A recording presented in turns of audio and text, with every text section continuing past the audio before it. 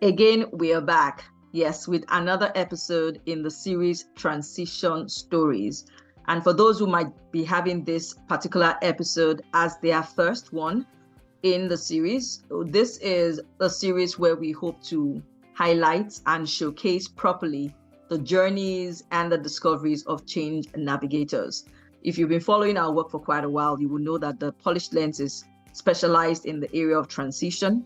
And what we want to help you to realize and learn as you listen into other people's stories on transitions is that this is something that a lot of us probably don't even know we're going through, but there are ways in which we can make the best of the moment. And today, I'm excited to have someone that many of you already know, a member of faculty on TPL, and he is in the person of Tope Ogunfayo. Thank you for joining us today. Thank you for having me. The pleasure is all mine. Beautiful.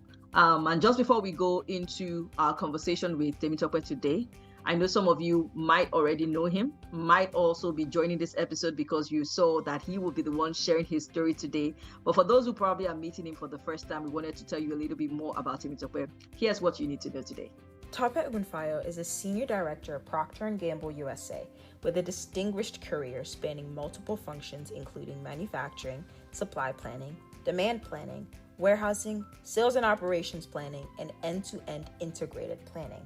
Over the years, he has consistently delivered strategic impact while rising through the ranks across diverse roles. Tope also brings valuable international experience, having led the end-to-end supply chain for P&G's laundry business in the Middle East and Africa for 3 years. He's a certified member of the Association of Production and Inventory Control Society and a sought-after speaker, having delivered presentations at the SAPEX conference in South Africa. On one occasion, he was honored with the award for the most innovative presentation. Tope's hallmark is his astounding people management skills, empowering individuals and teams to challenge boundaries, think boldly, and deliver results. With a strong foundation in analytics, he excels in using qualitative and quantitative tools for effective problem solving. Passionate about mentoring, he's committed to developing and empowering talent both within the workplace and in the broader community. He is happily married and blessed with 3 children. Wow. You can see that he is just the right person who needs to be talking to us today on leadership beyond borders. I know that some years back, there was a friend of mine who is actually a doctor in North America. And I know that some of our work, also entailed being part of an entity or institution or organization of some sort that was called Doctors Beyond Borders. So it's interesting that I can today catch that terminology and use it in the transition space where we have a guest with us who's going to be talking about leadership beyond borders, across borders and beyond borders. And you've really shared some interesting things already in your bio with us just before we go in today.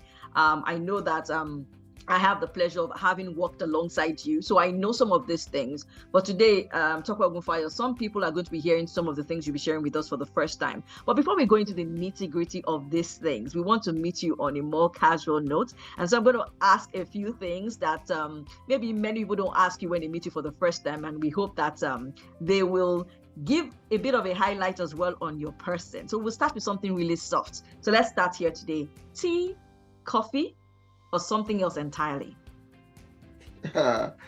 Yeah, I would say if you asked that question a month ago, it would be coffee, right?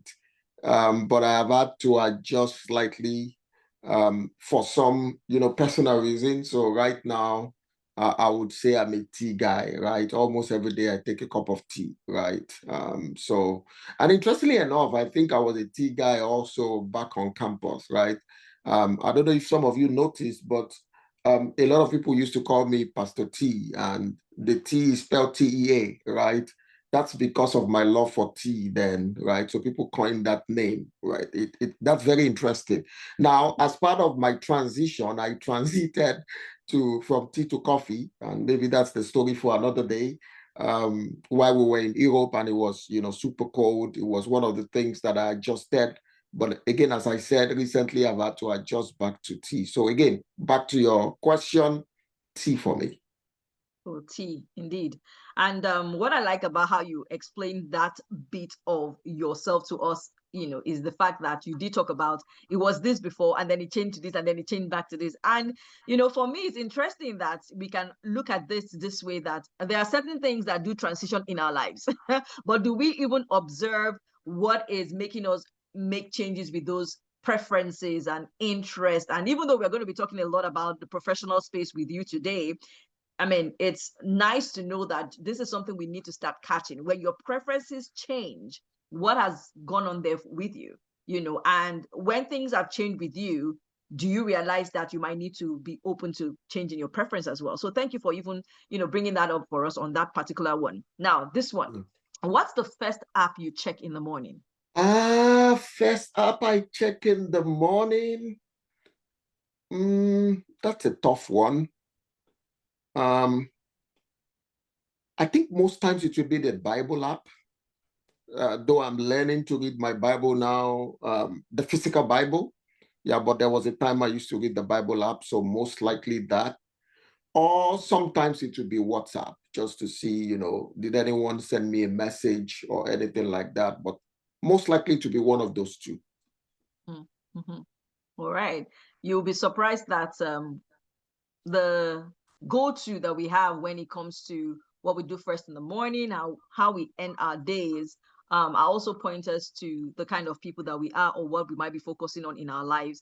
And so being someone who is looking out for what people, might have shared or sent or communicated, points to the fact that you're also a people person, right? Because I know that some people, the first thing that they check will probably be their to-do list.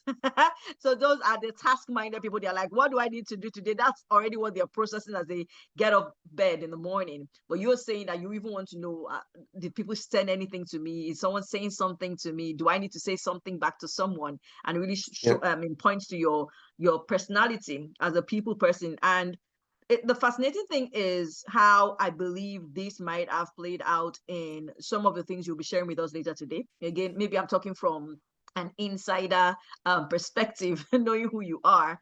But just before we go into that story, which we want to hear in the next bit, if you were going to give this whole transition journey you've had in the professional space a title, I know I asked, another guest this one, but I know we're going to be getting so many different titles, and I think I will make it a standard question we'll be asking each guest. What would your title be?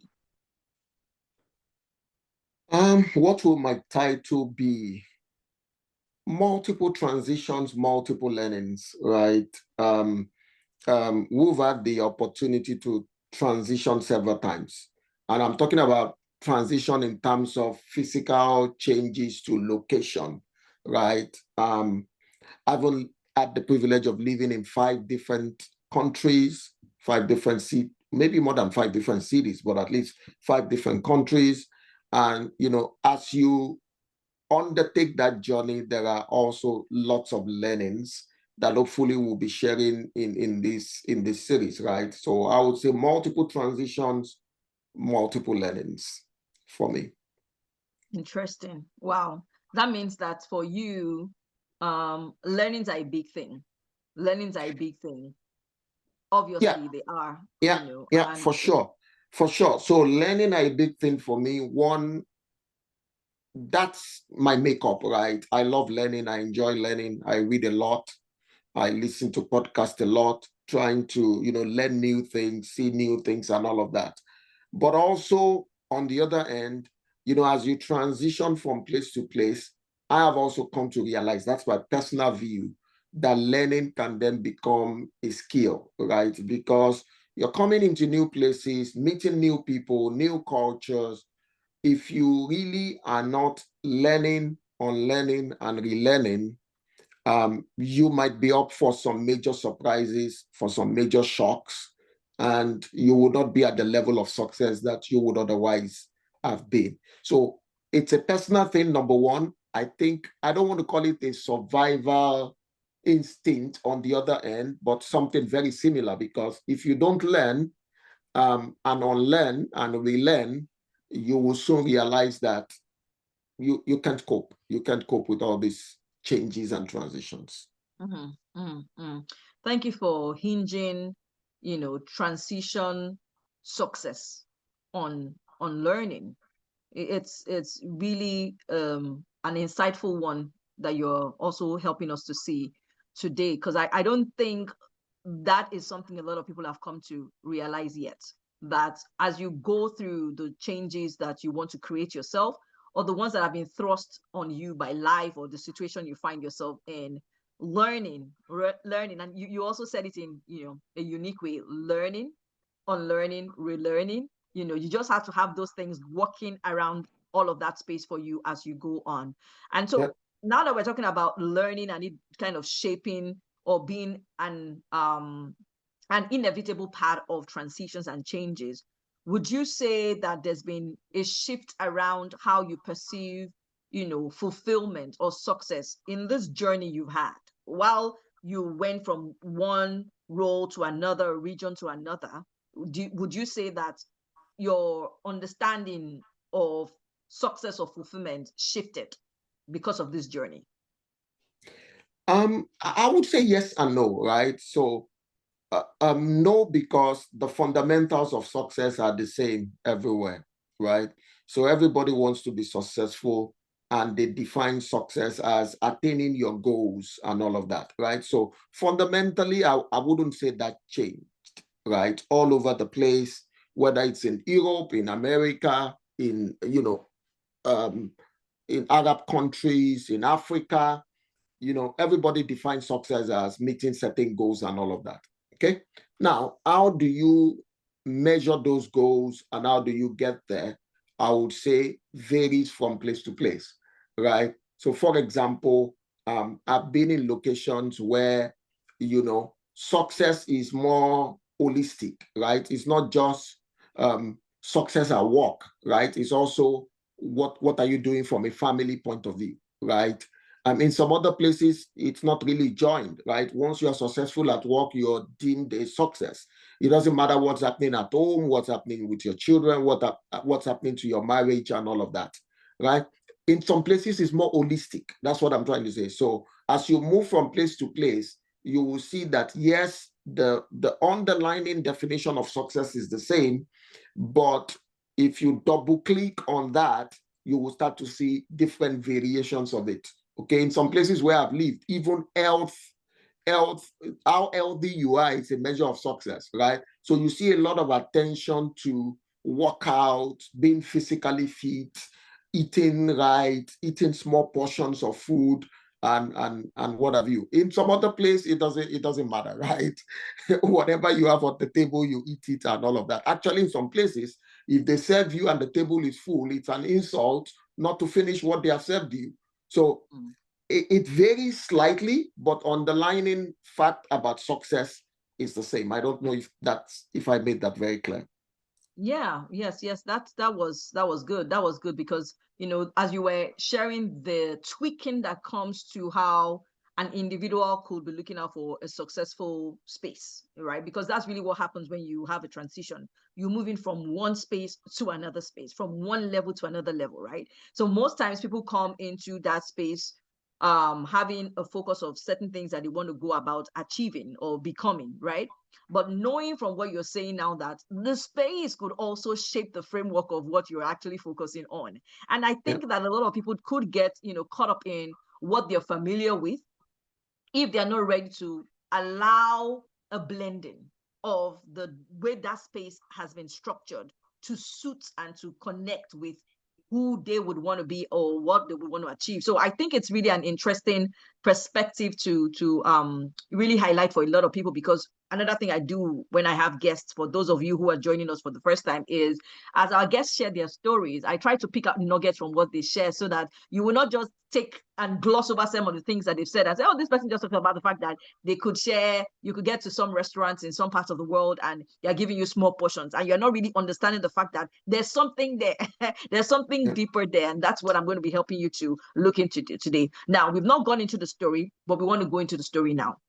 And knowing you're someone who has changed roles. And the fascinating thing about your story is that it is with the same company. Now, I know people who have changed roles and changed regions, but it's been different companies. But you are probably one of the fewest that I know in my own circle who has changed roles, changed regions, leadership team, right? And you've been in the same company. So tell us what it was like for you coming into this company when you graduated. What was your dream even? Was there even a transition in what you wanted with your profession? Was this always what you dreamt of? And how has it now turned out for you with this changing roles? Please take your time and share the whole story with us today. Well, how much time do we have? Enough time to get Because the juices out. it's a long story. It's a story that has spanned 22 years, right? So imagine having worked for the same company for 22 years, right? And I always say jokingly that most of the 22 years I've always wanted to be with this company, right? Yeah, few moments, 3, 4 times in this whole 22 years that I've thought about leaving and doing something else, but most of the time I've really enjoyed.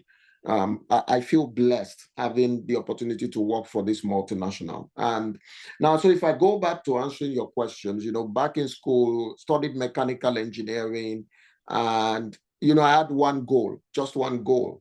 That goal was to try and shatter poverty in my family by working for a oil company, right? Chevron, Shell, Mobil, those were top on my list. They were in all my diaries. They were in front of me. And, each time they were writing, tests and all of that, I was present, right? I can remember vividly, I even went through Chevron interview up to the very final stage, something like that. Interestingly enough, I also happened to do my NYSC, which is, the 1-year compulsory paramilitary service back home in Nigeria. I did it with oil servicing firm, Schlumberger. So, I was well positioned in the oil industry, looking forward to, getting a job with one of these big oil companies. And then, this multinational P&G came with their test. And, somebody said, let's write the test. We wrote the test. They called us for the interview. And I'm like, okay, fine. While you're looking for what you want, whatever your hands find to do it well. So let's do this one well. Went, did it well. Actually, I didn't even like the place of the interview. It was not in Lagos. I was a Lagos person. I wanted to stay in Lagos. And then they said, okay, this place is in Ibadan. You are going to go and do the interview there, and most likely you will start working there. And I'm like, I don't think I want to work in that city. And I don't think I want to work in this unknown P&G company. Who even knows it? Who are they? What do they do? As God would have it then, was successful, offered a role. And in my first role, I was already managing maybe 50 people. And I was like, fresh out of school, managing people that are old enough to be my father and all of that. Then I told myself, I said, okay, listen, let's do it well.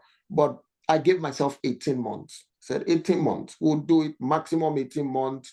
Oil company will come and then we would transition, right? This is 22 years after. 22 years and counting. 22 years, 5 regions, 5 different countries, very, very different I would say countries and regions with their nuances and all of that, and different roles, multiple roles. So I don't want to bore you with all the roles I've done, but I will just classify it in big buckets. So I've done manufacturing for like half of these 22 years. So anything you can talk about in manufacturing, from running the line, managing people, to becoming the plant manager of the, which is one of the highest role you would do in manufacturing. So I was, running a plant of, say, 250 people, right, back in Nigeria, right?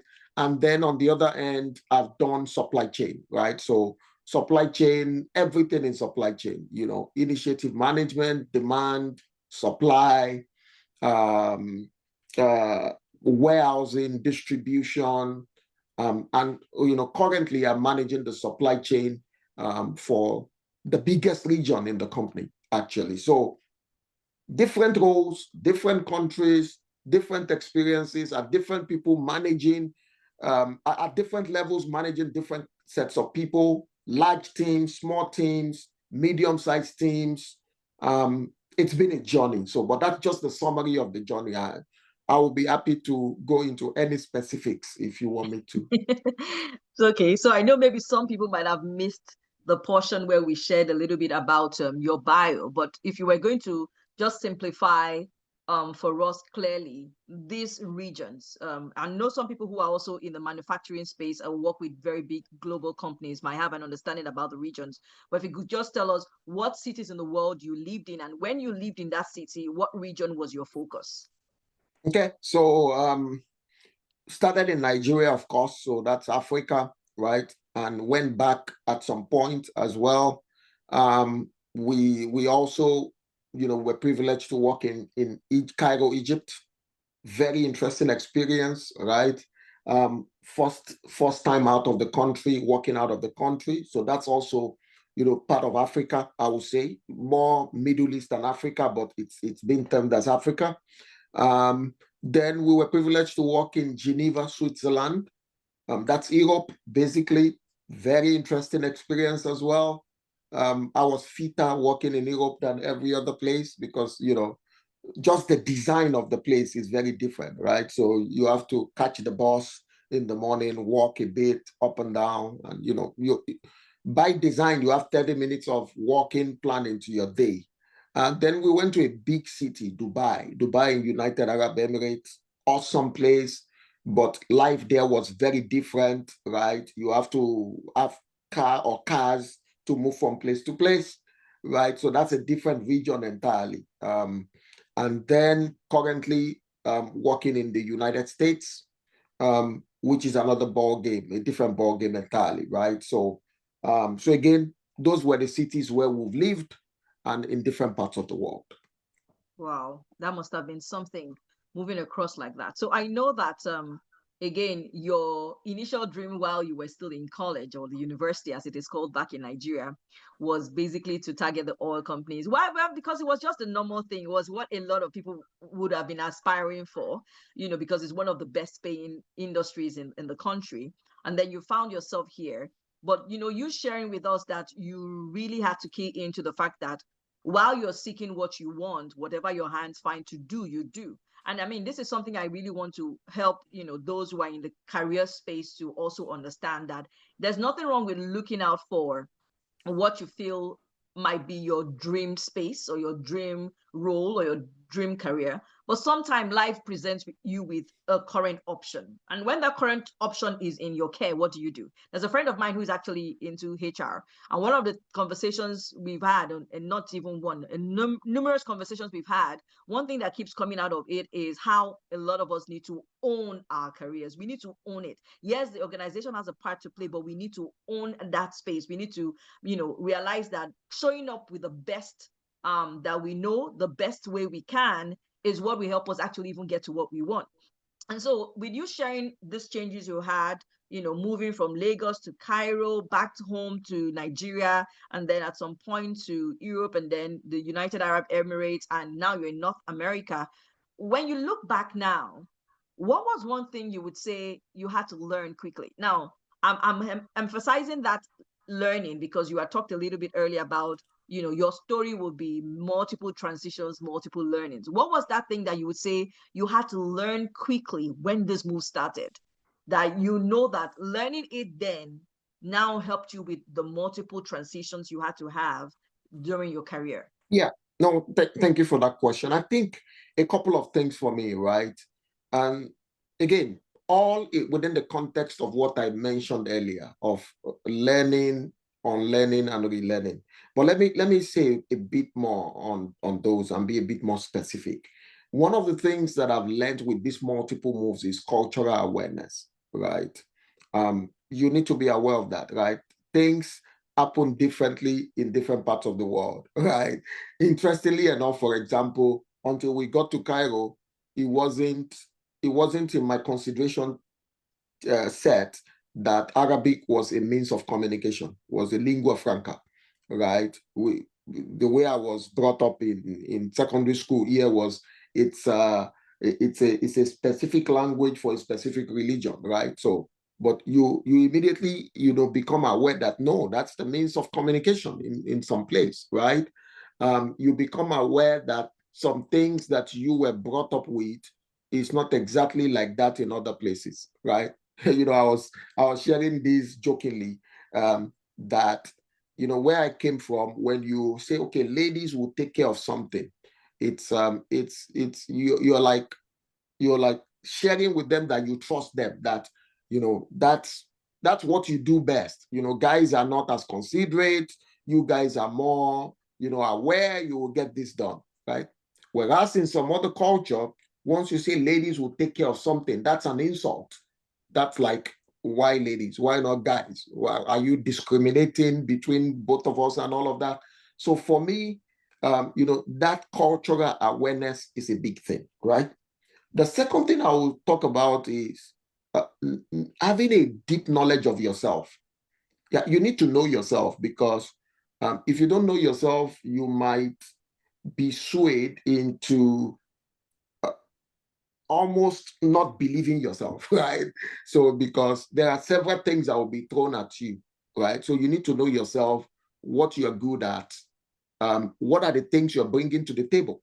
Because in this space, for example, one of the things I had to deal with is, my color, the color of my skin. You're going into all this region, and the question is, what are you bringing to the table? Why you, of all people? Why are you the one coming here to do what? Right? So you need to know yourself. What are your strengths? What are your skills? What are the things you are not great at? So you don't also focus on that. And then, linked to that is the third one. Also, find a way to know other people, know your team, the people you will be working with, and all of that. Because a combination of knowing yourself and knowing them helps you a lot to synergize and to work through the cultural differences to bring, success really out of it. That's what I will say on that. Wow, wow. Um, thank you for sharing with us the example of some of the cultural shock moments that you have had, having that change in region going on for you with your work. But what you said about the language thing, I would say, I mean, yes, I know I'm always by your side through this journey. It's something that I also faced. And the truth is, when you come into a new space that has a predominantly different culture from what you're familiar with, you will have shock moments, and it could be diverse. Yes, we have highlighted language as a possibility, but sometimes it could also be with their style of leadership. Sometimes it could also be with their style of paying you back or feedback, or it could be anything. But just being aware that it is peculiar to that space, and not necessarily because it is you that is being engaged on that task or that particular thing, but just knowing that if there is a culture in the space you're coming into, then the work must be done in becoming culturally aware and understanding it. What would you say helped you to have that level of cultural awareness that eased you into these changes, and also discover yourself and other people? Were there tools, were there things that you would say, okay, you were kind of mindful of, over time, that you keyed into to make that cultural awareness bit something that was smooth for you? Yeah, so I would say, in the first transition, right, it was almost learning by doing. So try and error, you learn, you fall, you pick yourself up, and you're like, aha, okay, I learned that. Now, transparently, the company made some efforts, to teach cultural awareness, but to be honest, it was more, textbook than very practical. I would say I have been blessed, right? Unlike most of you going through transitions, I've been blessed to have as partner a transition coach that has made me aware of some of these changes, even when you don't know. So sometimes we're just talking casually, and my attention is brought to the fact that that's something you need to be aware of. That's a cultural awareness and all of that, right? So the way I would answer that is, I learned by try and error initially, right? And then because of my, relationship to a transition coach and the tools that are available to know yourself, know other people that will leverage, that became a bit more a bit easier as we transition from place to place. I mean, it got to a point where, you know, with the last move, you are now a bit more comfortable. You're like, this thing will happen. It has happened in the first 4 moves. So you need to be more aware of them. But there are tools that, you know, can be leveraged to know yourself, to know others, to know what you're good at, and, you know, where you need help and all of that. And I would encourage you to, you know, probably, you know, use some of those to prepare for these transitions. Yes, thank you for highlighting that. I like the way you did talk about the fact that, you know, having a transition coach in your life made that something that, you know, helped us as a family and definitely helped you as well.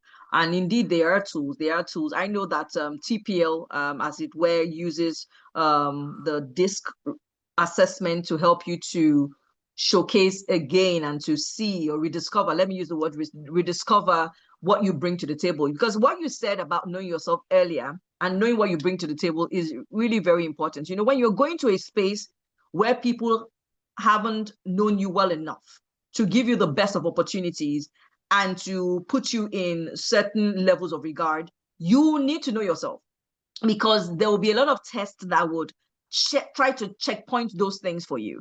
And until you have owned that personality of yours, that strength, the things you bring to the table. And you said something else there that I didn't want to gloss over. And that's the fact that you also need to know the places where you're not so strong so that you don't focus on it, because that happens with a number of us where we are not aware of where we're strong. We are more aware of the things that we're not so good at. And so we are so bothered about it, and it's actually getting in the way of settling into the new space. But by all means, please, if you're going through a transition, the tools and the resources and the people and the partners that you require to engage to make that transition smooth and purposeful, you want to make sure that you're looking into it, because, you know, Tope Ogunfayo has just testified again now that that is something that has also helped him. Let's go a little bit into one bit of the story you had shared with us earlier and see if you have anything else you could also still pinpoint. Was there also another unexpected cultural adjustment you had to make in any of these cities that you had to live in? It could have been around work or just around lifestyle itself. Was there any cultural adjustment that you can think of? Yeah. No, lots of them. Again, the only thing that would prevent us from talking about them is time, right? So lots of them, right? So I give a couple of examples of some cultural, you know, adjustments as they come to my mind, right? You know, coming back home from home, where, you know, if you have attained a certain level of success, right, you expect to have a lot of help, right? So, you know, you have a driver, you have a cleaner, you have a maid, and all of that, and all of that. In some of these places, you'll just be shocked because you're your own. You need to figure all these things out by yourself. Very difficult to get a driver, even if it's possible. It's super expensive.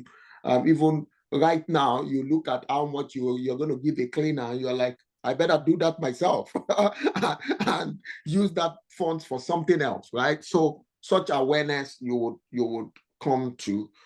You also there was also a place, one of the places where we lived, where you realize that informal conversations happen in a certain way, right? So I was always surprised when we're talking staffing, and it's like I'm the only one in the room that doesn't know what was happening. Everyone else already talked about it, either over coffee or over smoke. One of the two. So all the informal conversations were not happening in rooms. They were happening over coffee or over smoke. So I chose the less of two evils. And that's what I mentioned earlier, that, you know, at some point I moved from tea to coffee. So I started also taking coffee, right? Because if you don't do that, you will just get into the room and things will appear like Greek. You're like, what are you guys talking about? Because they started the conversations earlier, right? I've also had to adjust to, you know, your tone of voice, right? Yeah, you're coming from a place where as the boss, you're the boss, you know, let's go, let's do it. And you get to places where that is an insult, right? You're more accommodating. How can we get together? So I've been in places where people have termed my voice as aggressive, right? So they say it's aggressive. You need to be a bit more, a bit more friendly and all of that, right? I've also been in places where, your belief systems are very different and you need to be accommodating. Now, that doesn't mean you're changing your values and principles. I would say for sure, my values and principles have not changed. I tell my kids, I say, look, the principle behind an automobile engine is still the same since whoever made the first one. It's still the same. You have a combustion engine, you put fuel, it's ignited, and then power is generated. But, there was a time that we used to start a car from outside. You go, you do something, and then you get inside and start driving. Okay? Then there was a time when you needed a key. Right? In today's world, you don't even need a key. Right? You can start the car 20 minutes to when you are going to get inside with an app or with a remote or something, right? And even the car is already playing a kind of music for you. The temperature is what exactly you need and all of that. That's progress. So again, it doesn't mean that you're changing your values and principles, but the ways of doing it, your brain needs to be able to adjust to the environment and say, what is the way of doing things here? Whereas my values and principles are still the same, but the ways of doing it is different. Some people will use a key, some people will use a remote, some people would, start the car from outside, but it's the same principle. So those are some of the cultural, differences that, I've had to, some of them are funny, but I don't think they are for this conversation. Some of them are much more personal and fun. So I would not talk about those here. Yeah. Okay. And for those who would want to get the inside jokes that he's not able to share on this episode with us, you probably need to connect directly with Tope Ogunfayo, and I'm sure that you would definitely have a fun conversation on that one. Let's look a little bit into this leadership thing, because we know that from what you've shared with us and from the things we've also seen when it comes to professional transitions, there's a lot of thing about changing gears when it comes to teams and leadership, the people you report to, the people who report to you. What has that been like for you exactly? What could you share with us on your own experience when it comes to managing or leading differently in every single space? No, thanks for that. That's a very interesting question. I would say, first and foremost, be yourself and be true to yourself, right? So that's one thing I've learned. I don't think I've changed much with all of these transitions. I'm a people person. So depending on, irrespective of where I find myself, I think that has been a factor that has distinguished me. I care very much about people and very much about my team. And one of the, testimonials all through those changes have been that he's a people person, he cares, right? So that's something. So that doesn't have to change, right? That you just need to be true to yourself. But you need to be able to adapt, right? Adaptability is the name of the game, right? So again, if I give an example of two regions, for example, there is a region that I've worked when you ask people to jump, right? You say, let's go, let's jump. The question you will hear is, boss, how high, right? And then when you tell them how high, they will do their best to jump higher than, that bar that you set, right? In some other places, it's not the same, right? So when you say, okay, guys, let's jump, the first question will be, okay, jump. Really, what does it mean to jump, right? So, okay, then you take time to say, okay, this is what it means to jump. You need to lift your legs above the floor. And, oh, we get it. That's good. That's good. Why should we jump? Then you will spend time explaining, okay, then this is why we need to jump. Oh, we get it. You're right. And then, can you show us by jumping first? And then, so that's different, right? It's different from this other place. And by the way, no region is better than the other. No people are better than the other. It's just the peculiarity of those, people, culture, and all of that. So first and foremost, you need to be true to yourself, right? And then secondly, you need to be adaptable. I think one of the things, and I know this because, I've also worked in this multinational for 22 years. One of the things that qualifies you to be able to go around is also your adaptability. Because if you are not, I can tell you, even before you arrive, that you will fail woefully. Because things don't work exactly the same. By the way, it's still the same company. So values, principles are the same across, but the ways of doing things are different. So as a leader, you will need to be adaptable. Okay. And then finally, I will say you need to understand what your bosses want at that time. Okay, because that also differs, right? The metrics varies. It's very interesting. Same company, but in different regions, certain things are different. I give you one example here. So in one of our regions, right, the distribution network is different, right? So P&G is more powerful than the distributor. So we're really calling the shots. We tell them this is what we need to do. These are the systems that you need to put in place and all of that. Okay. So when we sit with them, we have the ace, so to speak, right? In another region, is the reverse, right? The customers are so powerful and much bigger than us that we do what they want, right? So you would immediately discover that the metrics that matter here will be different from the metrics that matter here. So you cannot come and say, oh, this is what we used to do there. No, you need to be adaptable. So what does it take to then succeed in your new environment? That's very key. Wow. You've shared some key things there. And it's just, what's just coming to my mind as you were talking about, the different teams you could get to lead in the different cities or regions that you get transferred to, makes me kind of wonder about the possibility of certain leaders, even if they've been years on that role, having challenges when they move. Yep. That means it's a potential. So if you're someone who is not adaptable, still taking out Tope Ogunfayo's word now, if you're someone who is not adaptable, you could have that challenge because you cannot bring the same style or the same mindset. And this is still, and what I really like about your story is that this is the same company. So it's not as if we're saying, no, but it's a different company, they do things in a different way. We're talking about the same company and the fact that things could change. But as you ended that response earlier, what just came to me was just understanding that the KPIs are shifting.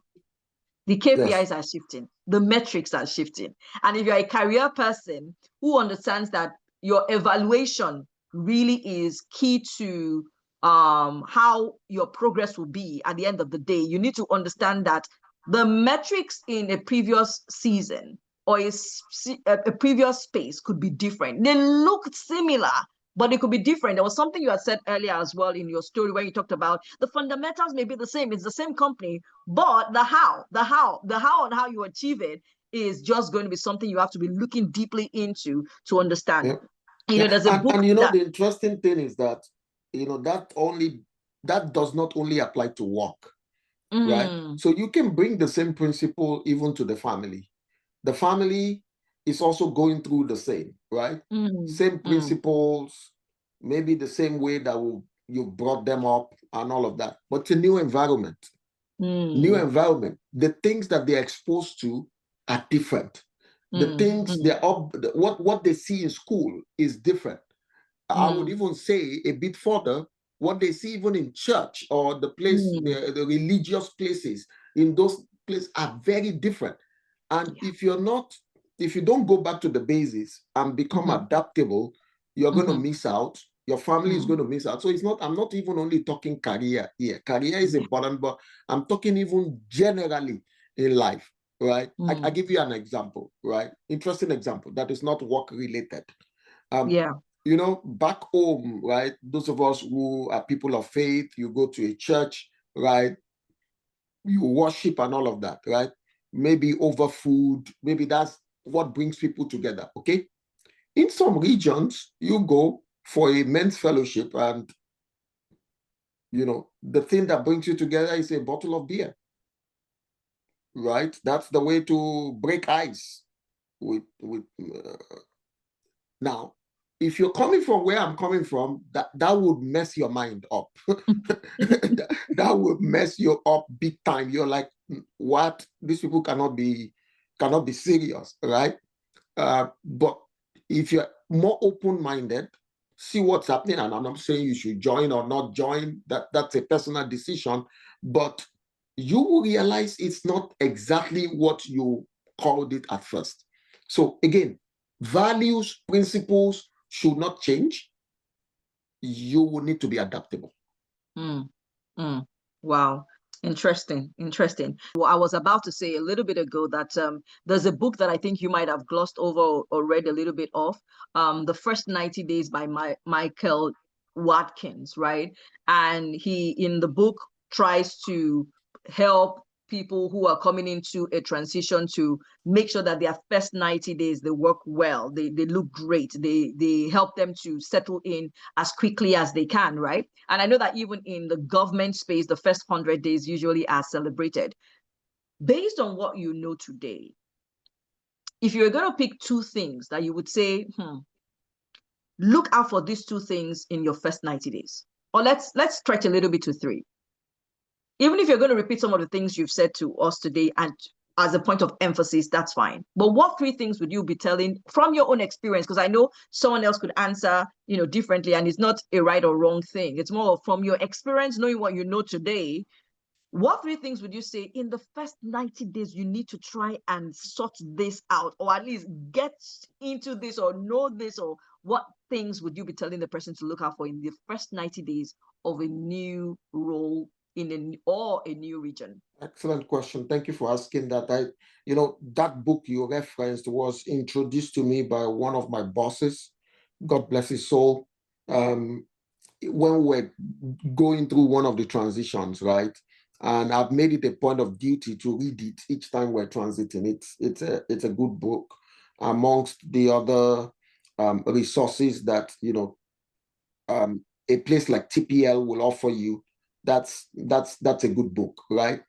So to go back to your question, there are lots to do, right, in your first 90 days, but I want to quickly summarize it. One, again, we talked about it briefly. You need to know the people, and the place you're going to. Who are the people? How are choices and decisions made there? What is the hierarchy like? Again, I'm not just talking about your bosses, right?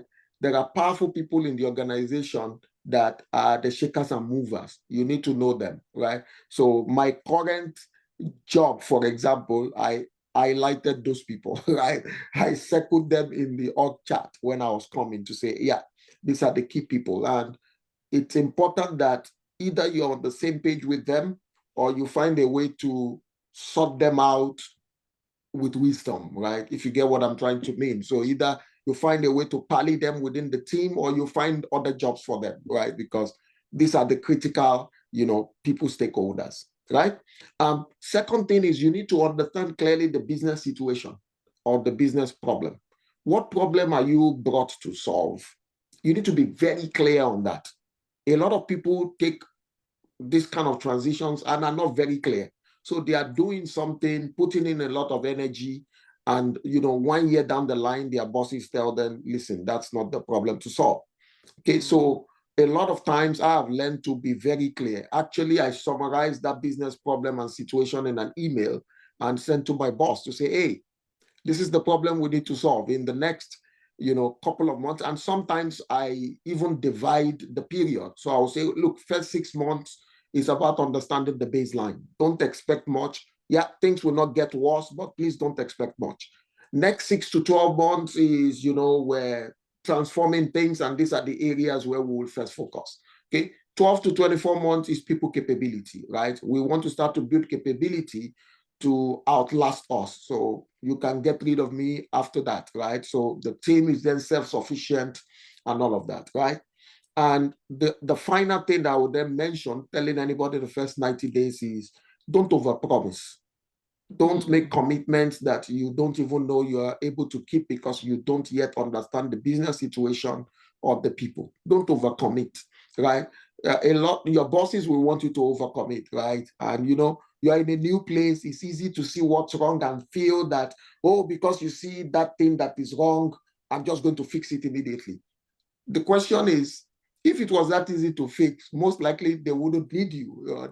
Your predecessor or someone else would have done it, right? So you need to understand what happens there, right? What's happening? Why is that problem still there, and why has it not been solved? So don't just come and say, in 90 days, we're going to transform this whole place, right?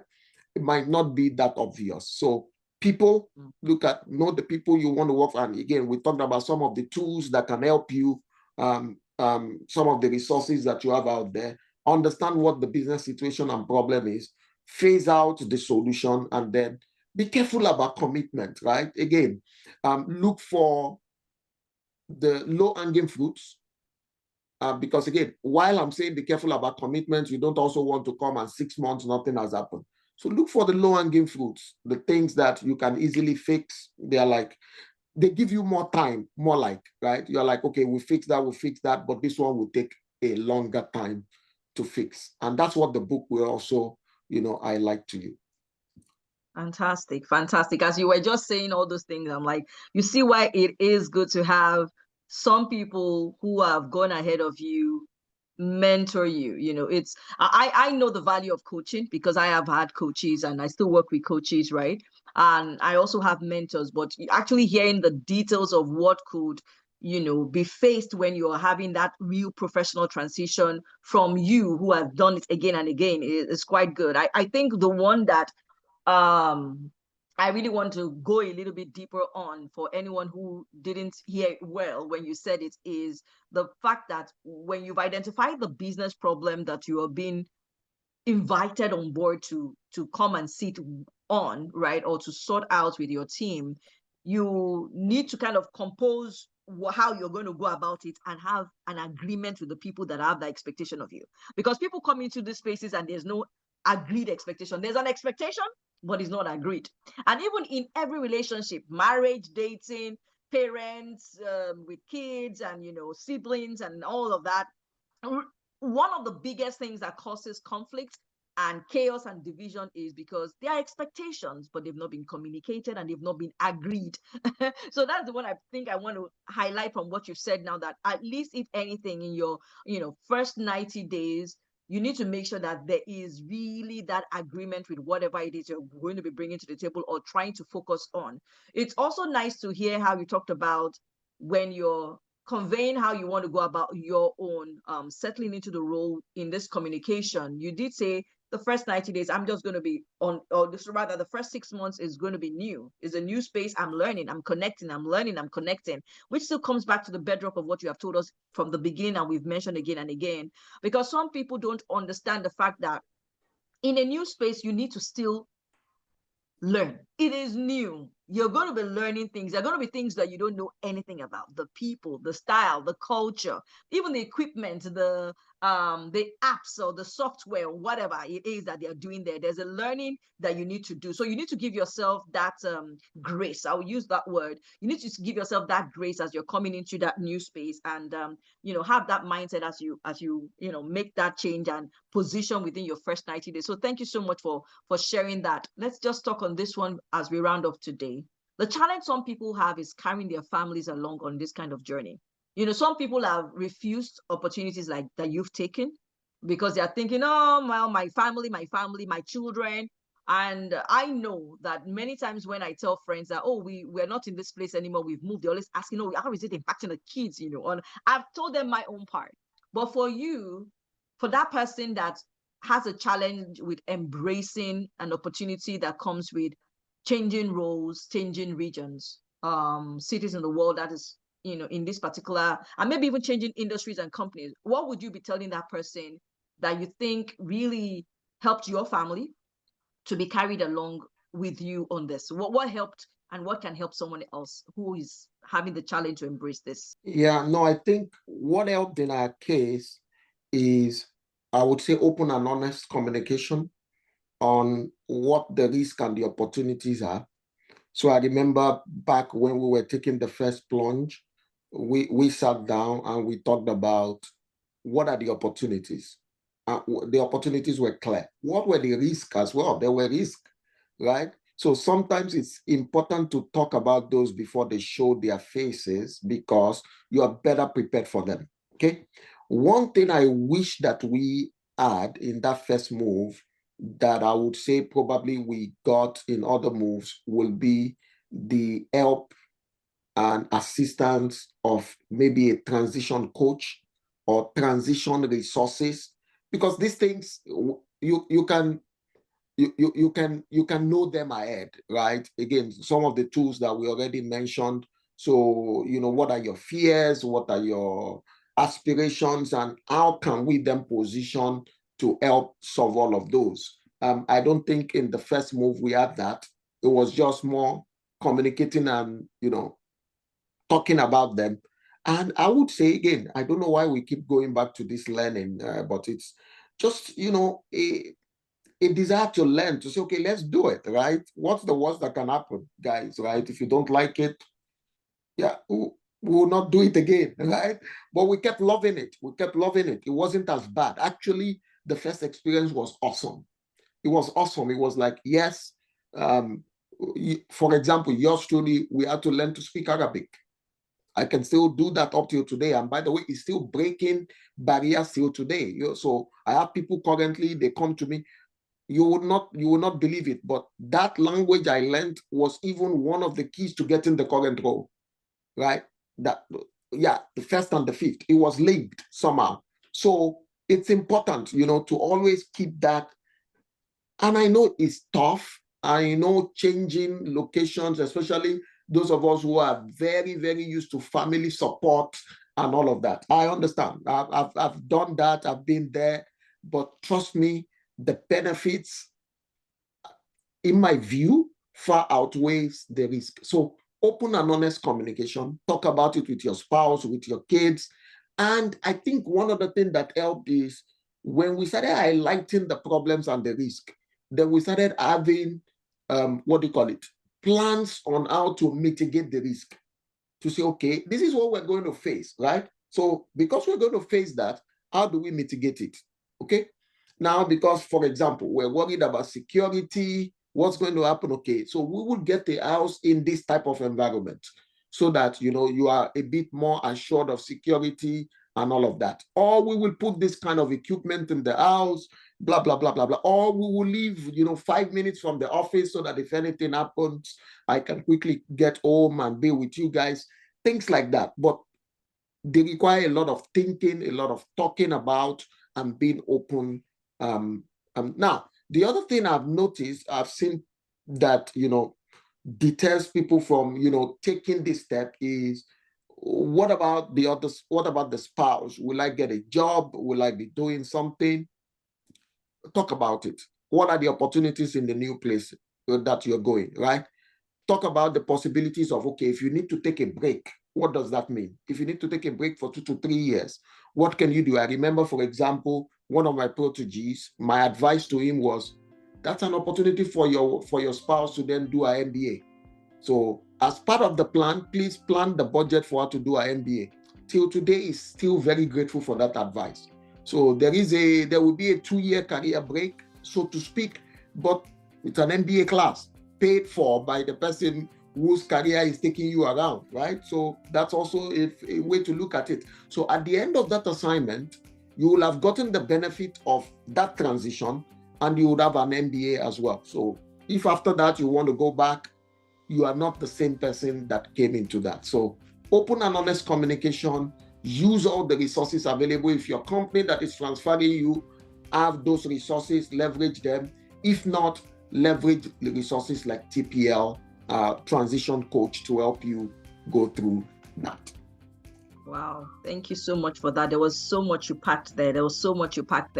And then, the underlining one for me, I would say, is just that open and honest conversation, because it is in that space that the risk and the opportunities can be identified and can be planned for, and, the example you shared now of the family that is probably wondering, okay, what does the spouse do? And then you're saying that there will be opportunities for that person to grow herself or to lock into something she's been wanting to do for a while. And I think it's just something that people, I don't know, have not considered could be a possibility, but you sharing that is something that has worked not just for us here, but also for other families that you know, or particularly a family you know. It's really quite encouraging. Even me listening to it is quite encouraging. What I would chip in there for anyone who's listening in today who might be saying, oh, but we just don't see eye to eye on those kind of things. This is where you really can get someone else to be a third party in that conversation with you. Somebody that can be objective with you, a mentor, a coach. You really need to make use of these resources. Like Tope Ogunfayo has said, these resources were not there when we started our journey, but they are there and they exist today. And why not take it when it can help you to fly? We've read quite a lot from you today, Tope Ogunfayo. It's been amazing having you with us. And we need to let you go. But just before we let you go, we just want to, indulge you on the final note on, your final words to just that professional person starting off, particularly someone who is starting off, who has never really had a move before. What would you just leave that person with today as your final words? And maybe for someone who is in the middle of a transition, probably the person has done it before, but they are struggling with a particular one today. Just for those two people, what one thing will you tell the person starting off afresh? And what one thing will you tell the person who is really struggling today as we round off on our conversation with you today? Yeah, for the person just starting afresh, I would say take the plunge. Dare. You've got nothing to lose. Worst case, you're going to have lessons to learn that you can then take into your next transition. So take that plunge, eat that frog, do it, and do it now, right? For the person who is struggling, I would say, again, as we've discussed all through, be open to learning, unlearning, and relearning.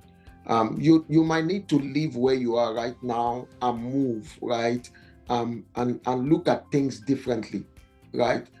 Interestingly enough, I've learned that some of the things I brought to these transitions were not the best practices. They were just the best that I knew then, right? So some of them I've dropped, some of them I picked up new ones. So you just have to have that ability to learn, to unlearn, and to relearn. Know that, all the wisdom will not reside with you. There are good things that are happening in all of these other places, all of these other organizations, other countries, and what have you. And then if you're still struggling, my advice, seek for professional help. This professional help is very present, is available, and you will find it super useful. Thank you so much. It's been a pleasure having you.